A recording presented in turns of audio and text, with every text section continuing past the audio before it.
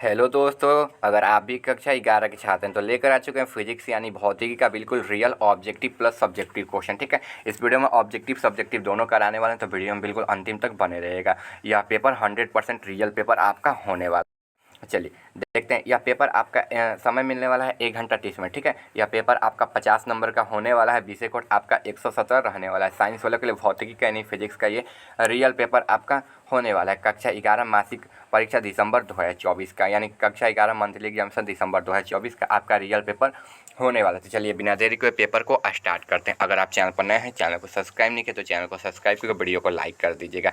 इस पेपर को डाउनलोड करने के लिए आप लोग व्हाट्सएप और टेलीग्राम चैनल ज्वाइन कर लीजिएगा, जिसका लिंक आपको वीडियो के डिस्क्रिप्शन बॉक्स में मिल जाएगा। ये 1000% रियल पेपर आपका होने वाला है। ठीक है, देखिए 1 नंबर क्वेश्चन दिया हुआ है, सरल आवर्त गति में त्वरण समानुपाती होता है तो कैसे होता है, तो विस्थापन के हो जाएगा।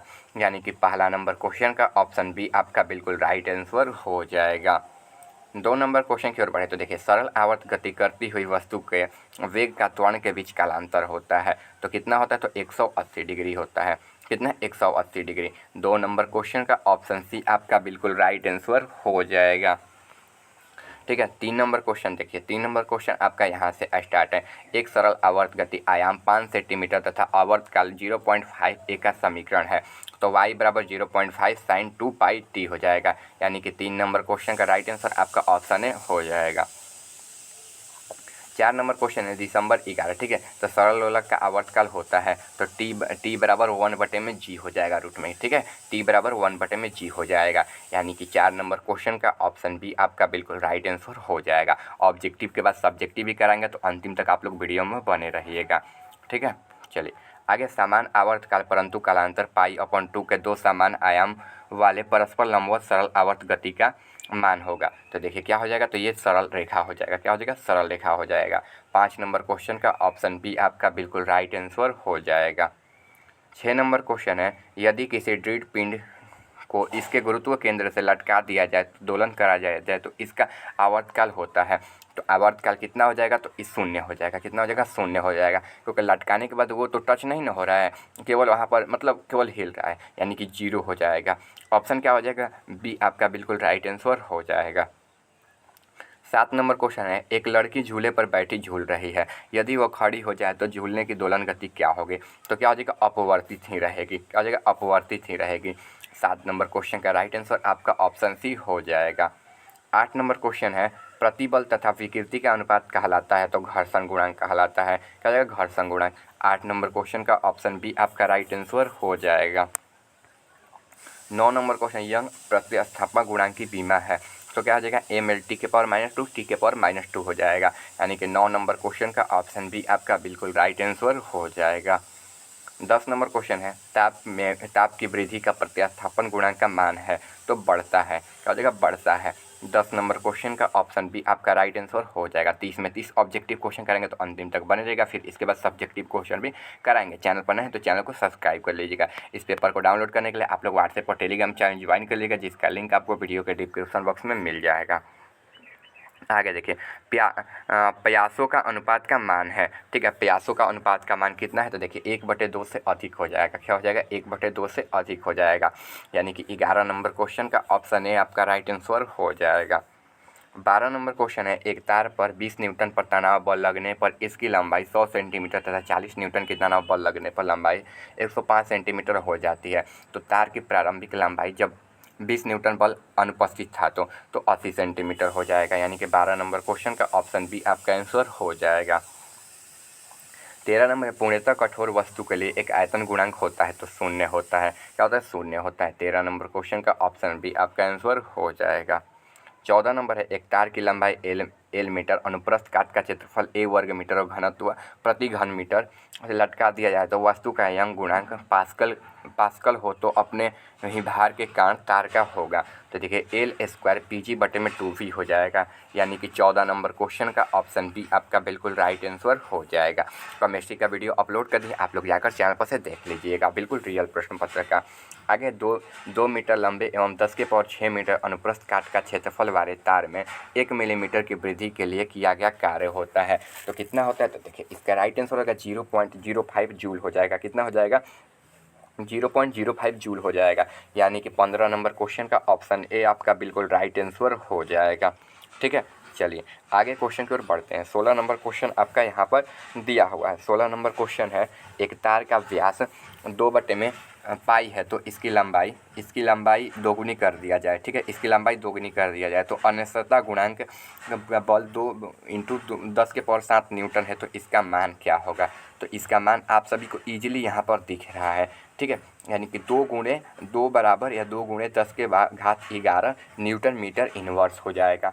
16 नंबर क्वेश्चन का ऑप्शन बी आपका आंसर हो जाएगा। ठीक है, चलिए आगे क्वेश्चन की ओर बढ़ते हैं। आगे क्वेश्चन आपका यहाँ पर दिया गया है। क्वेश्चन दिया हुआ है यहाँ पर 17 नंबर क्वेश्चन, पृष्ठ तनाव की उत्पत्ति का कारण है। तो देखिए पृष्ठ तनाव की उत्पत्ति का कारण क्या है। तो देखिए इसका राइट आंसर क्या हो जाएगा ना आपका 17 नंबर क्वेश्चन का राइट आंसर आपका हो जाएगा घर्षण बल हो जाएगा या संसंजन बल हो जाएगा। ठीक है, संसंजन बल हो जाएगा। यानी कि 17 नंबर क्वेश्चन का ऑप्शन बी आपका राइट आंसर हो जाएगा। ठीक है, चलिए आगे क्वेश्चन की ओर बढ़ते हैं। आगे क्वेश्चन आपका यहाँ पर दिया हुआ है। क्वेश्चन है, यदि कोई द्रव किसी ठोस के सतह पर नहीं भीगते हैं तो उसका स्पर्श कोण होगा। तो 0 डिग्री का हो जाएगा। कितना हो जाएगा, 0 डिग्री का हो जाएगा। ऑप्शन क्या हो जाएगा ना आपका, देखिए ऑप्शन क्या हो जाएगा इसका ऑप्शन हो जाएगा 0 डिग्री। चलिए सी हो जाएगा। ठीक है, सी हो जाएगा। चलिए आगे क्वेश्चन की ओर बढ़ते हैं। 19 नंबर क्वेश्चन दिया हुआ है आपका, पृष्ठ तनाव का मात्रक है तो किग्रा मीटर इनवर्स हो जाएगा। क्या हो जाएगा, किग्रा मीटर इनवर्स हो जाएगा। 19 नंबर क्वेश्चन का ऑप्शन सी आपका बिल्कुल राइट आंसर हो जाएगा। 20 नंबर क्वेश्चन है आपका यहाँ पर दिया हुआ है, यदि केस नली का व्यास दोगुना कर दिया जाए तो नली में पानी का चढ़ाव हो जाएगा। तो नली में पानी का चढ़ाव कितना हो जाएगा, तो दोगुना हो जाएगा। यानी कि ऑप्शन क्या हो जाएगा, 20 नंबर क्वेश्चन का ऑप्शन ए आपका राइट आंसर हो जाएगा। आगे ताप में वृद्धि से किसी द्रव की पृष्ठ तनाव है तो बढ़ता है। ऑप्शन क्या हो जाएगा, 21 नंबर क्वेश्चन का ऑप्शन बी आपका आंसर हो जाएगा। 22 नंबर है, आर त्रिज्या के साबुन के बुलबुले के भीतर अतिरिक्त दाब होता है तो 3T में आर हो जाएगा। ठीक है, आर व्यास के लिए और टी टाइम के लिए, कितना टाइम में। ठीक है, और 3 गुना ज़्यादा होता है। तो 22 नंबर क्वेश्चन का ऑप्शन सी आपका आंसर हो जाएगा। इसके बाद सब्जेक्टिव क्वेश्चन भी कराएंगे तो वीडियो में अंतिम तक आप लोग बने रहिएगा। 23 नंबर है, जब साबुन के अणु एक दूसरे को आकर्षित करते हैं तो इसे क्या कहते हैं। तो इसे क्या कहते हैं, तो संजनन कहते हैं। 23 नंबर क्वेश्चन का ऑप्शन ए आपका राइट आंसर हो जाएगा। 24 नंबर है आपका, वर्षा की बूंदे के गोलीय होने का कारण है तो पानी का पृष्ठ तनाव हो जाएगा। 24 नंबर क्वेश्चन का ऑप्शन बी आपका आंसर हो जाएगा। 25 नंबर, किसी संकर्ण नली में द्रव के इस प्रवाह के लिए रेनॉल्ड संख्या का मान है तो 10 हो जाएगा। 25 नंबर क्वेश्चन का ऑप्शन बी आपका राइट आंसर हो जाएगा। 26 नंबर, सान्यता गुणांक का एसआई मात्रक है तो किग्रा मीटर इनवर्स सेकंड इनवर्स हो जाएगा। 26 का आपका राइट आंसर ऑप्शन बी हो जाएगा। 27 नंबर है, ताप की वृद्धि में असंख्य का मान है तो इसका मान क्या हो जाएगा, तो इसका घटता है। यानी कि ऑप्शन क्या हो जाएगा, ए आपका राइट आंसर हो जाएगा। 28 नंबर है, सान्यता द्रव से होकर गिरते समय आर त्रिज्या वाले इस्पात की एक गोलीय चरण वेग भी है कर लेती है तो सान्यता रोध समानुपाती होता है तो V² R हो जाएगा। यानी कि 28 नंबर क्वेश्चन का राइट आंसर आपका ऑप्शन बी हो जाएगा। 29 नंबर क्वेश्चन है, यदि वर्षा की 2 बूंदे को अंतिम वेग का अनुपात 1:4 हो तो उनके द्रव्यमानों का अनुपात होगा तो 1:2 हो जाएगा। 29 नंबर क्वेश्चन का राइट आंसर आपका ऑप्शन ए हो जाएगा। 30 नंबर, बर्नौली का प्रमेय आधारित है तो संवेग संरक्षण के आधार पर। ऑप्शन क्या हो जाएगा, ए इसका राइट आंसर हो जाएगा। चलिए आप सब्जेक्टिव क्वेश्चन की ओर बढ़ते हैं। देखिए सब्जेक्टिव क्वेश्चन आपका यहाँ से स्टार्ट है। अगर आप चैनल पर नए हैं ना, चैनल को सब्सक्राइब नहीं किया तो चैनल को भी सब्सक्राइब करके वीडियो को लाइक करके अपने दोस्तों के पास भी शेयर करें ताकि उन लोगों का भी हेल्प हो जाए। ठीक है, चलिए बढ़ते हैं अब आगे। देखिए यहाँ पर दिया है प्रश्न 1 से 10 तक लघु उत्तरीय प्रश्न दिया है, जिनमें से किसी 5 प्रश्नों के उत्तर हैं, सभी के लिए 2 अंक निर्धारित है। डिस्क्रिप्शन बॉक्स में व्हाट्सएप और टेलीग्राम चैनल का लिंक मिल जाएगा तो आप लोग ना वहाँ से ना ज्वाइन कर लीजिएगा। ठीक है, चलिए देखते हैं। सरल आवर्त गति में 1 नंबर क्वेश्चन दिया, सरल आवर्त गति करते हुए कण की कुल ऊर्जा का व्यंजक आपको प्राप्त करना है। ठीक है, इसके बाद देखिए, किन स्थितियों में सरल लोलक की गति सरल आवर्त गति होती है, इसका बताना है। 2 नंबर क्वेश्चन है। ठीक है, चलिए 2 नंबर के बाद अब 3 नंबर क्वेश्चन की ओर बढ़ते हैं। तो देखिए 3 नंबर क्वेश्चन आपका यहाँ पर दिया हुआ है, तिसाजू के चित्र से आप क्या समझते हैं। मतलब तिसाजू के चित्र से आप क्या समझते हैं इसके बारे में ना आपको बताना है, तिसाजू के चित्र के बारे में। ठीक है, चलिए आगे दिया हुआ है, कौन अधिक प्रत्यस्थता है, स्टील या रबड़, इसको आपको स्पष्ट करना है। ठीक है, इसके बाद 5 नंबर क्वेश्चन है हुक का नियम लिखे, ठीक है, हुक का नियम लिखे, इसको आपको लिखना है। चलिए 6 नंबर क्वेश्चन प्रत्यवस्था सीमा से आप क्या समझते हैं, इसके बारे में आपको लिखना है। और 7 नंबर वर्षा बूंदों से आप क्या समझते हैं, 7 नंबर क्वेश्चन का आंसर आपको लिखना है। 8 नंबर स्पर्श कोण से आप क्या समझते हैं, इसके बारे में लिखना है। 9 नंबर धारा रेखी गति का प्रसूद गति से आप क्या समझते हैं, इसके बारे में आपको लिखना है, ठीक है।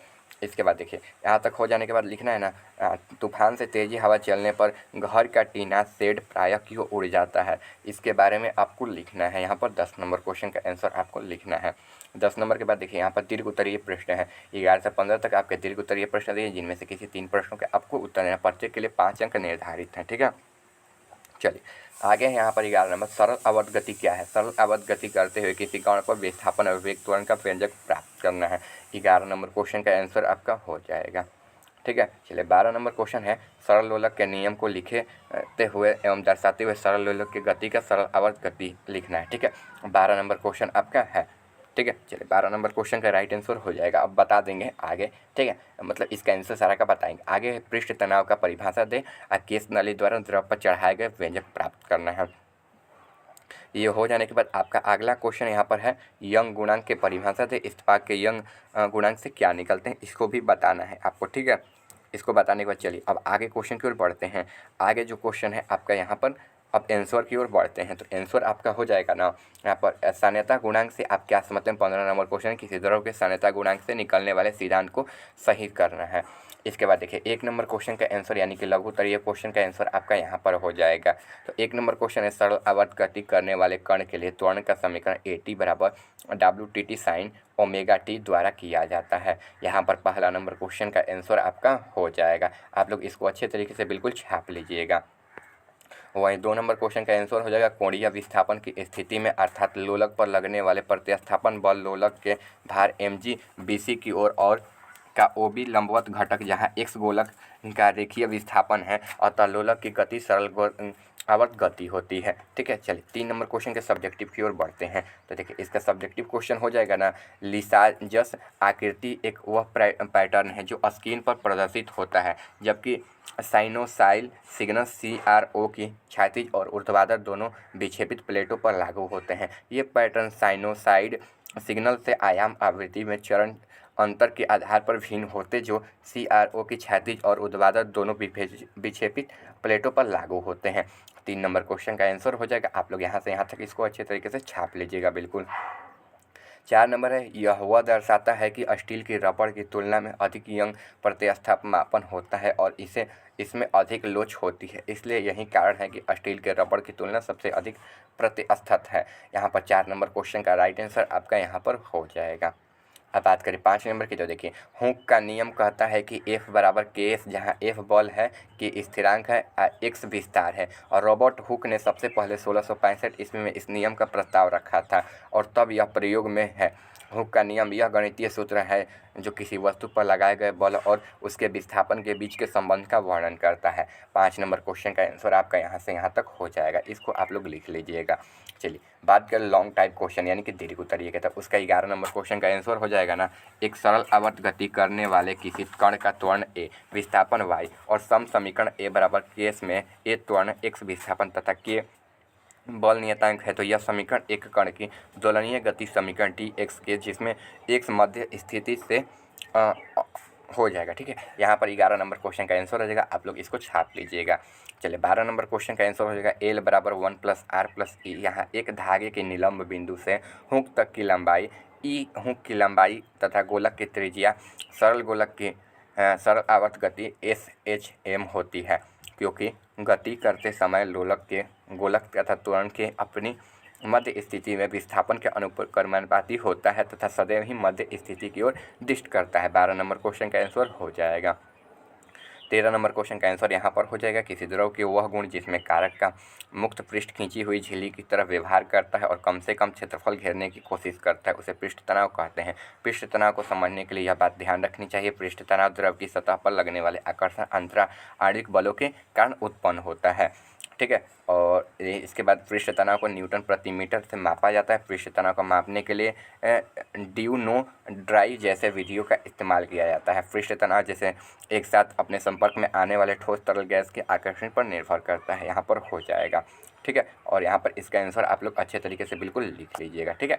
देखिए यहाँ तक करा दिए, केमिस्ट्री का पेपर अपलोड कर दिए, चैनल पर जाकर देख लीजिएगा। व्हाट्सएप और टेलीग्राम चैनल ज्वाइन कर लीजिएगा, उसका लिंक आपको वीडियो के डिस्क्रिप्शन बॉक्स में मिल जाएगा।